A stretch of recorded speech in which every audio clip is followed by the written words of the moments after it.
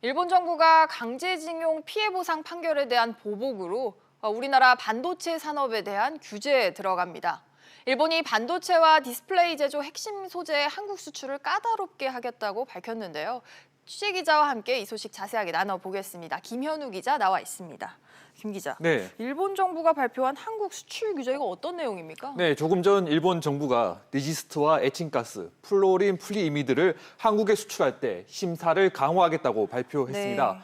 이 세 가지 소재는 반도체 OLED 생산에 꼭 필요한데요.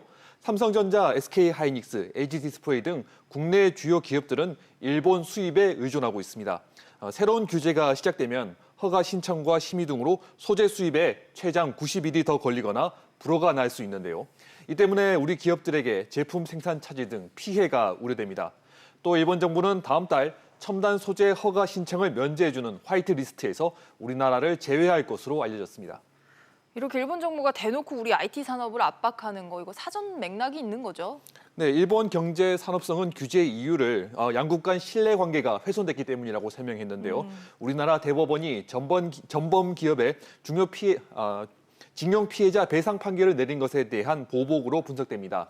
지난해 10월 미쓰비시 중공업을 상대로 강제징용 피해자들이 승소하는 등 피해자들이 잇따라 승소했고 다음 달 일본 기업의 국내 재산 매각이 시작될 것으로 예상되는데요. 일본 정부가 첨단 소재를 무기로 우리 정부를 압박해 일본 기업의 손해를 막으려는 것으로 보입니다.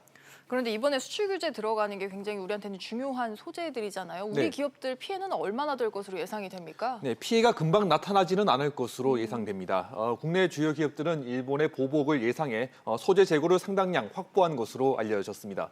일본 정부의 심사가 까다로워지지만 수입은 가능하기 때문에 당분간 생산 차질은 없을 것으로 전망됩니다. 하지만 일본의 보복이 장기화되고 새로운 보복 규제가 추가된다면 우리 기업들이 큰 피해를 입을 것으로 우려됩니다. 여기에 대비하기 위해 우리 기업들은 대체 방안을 찾고 있지만 일본 첨단 소재의 점유율이 높고 제품 품질 차이가 크기 때문에 쉽지 않은 것으로 전해졌습니다. 그렇군요. 우리 정부는 지금 어떻게 대응을 하고 있습니까? 네, 우리 정부는 일본이 소재 수출을 제한할 경우 WTO에 제소하는 방안까지 검토 중인 것으로 알려졌습니다. 정부는 일본 정부의 규제 보도가 나온 후 주요 기업 관계자들을 소환해 소재 수급 대책을 점검했다고 합니다. 정부도 일본의 수출 제한이 장기화될 경우 피해가 커질 것으로 보고 있는데요. 이번 규제 조치가 일본 정부의 엄포에 그칠 것이란 전망도 있는 만큼 앞으로 일본 규제 상황을 보고 대응할 계획인 것으로 전해졌습니다. 네, 일본의 소재 수출 규제와 관련해서 김현우 기자와 짚어봤습니다. 김 기자 잘 들었습니다.